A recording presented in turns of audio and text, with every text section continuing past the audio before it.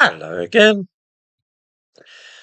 It is a very strange thing that Britain managed to lead the world for hundreds of years in so many different fields, it makes one dizzy just to think of them.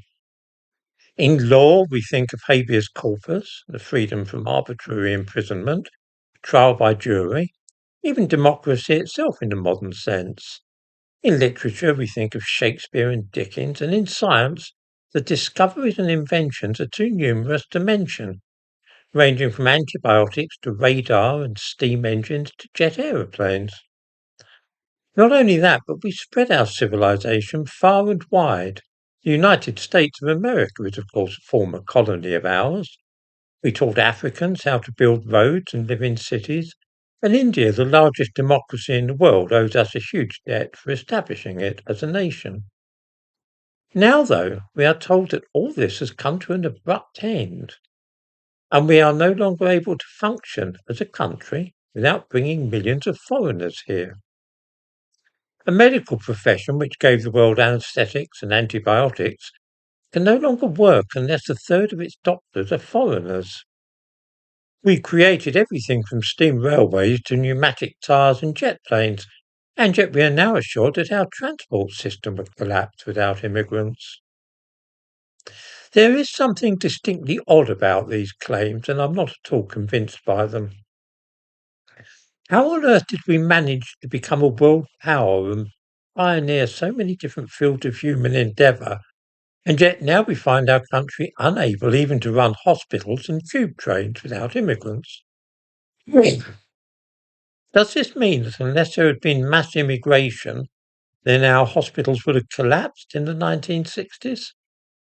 Would the buses and tube trains of London have ground to a halt in the 1950s without immigration? It sounds unlikely.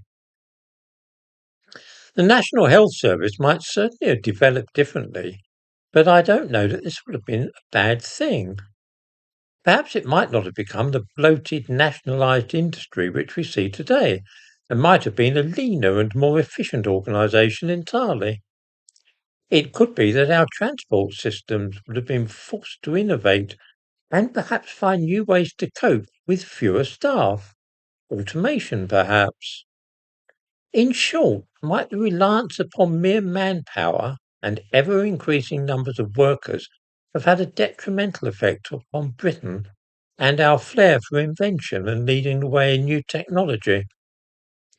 Something very similar happened, of course, in both Tsarist Russia with the serfs and also the southern states of the United of America before the Civil War, with the dependence in both cases on unlimited manpower for agriculture. While other countries were developing steam ploughs and threshing machines, those parts of the world fell behind with their reliance on human physical force alone. Without immigrant labour, Britain might have been forced to think up new ways to streamline and improve transport and get more done with fewer workers. The same might well have applied to other fields. Our dependence on immigration, which began in the late 1940s and has increased massively since then, might have been a bad thing for us, stifling new ideas and making technological development less urgent. In short, I rather think that had we not started bringing in all those foreign workers, the history of post-war Britain might have been very different and perhaps better and brighter.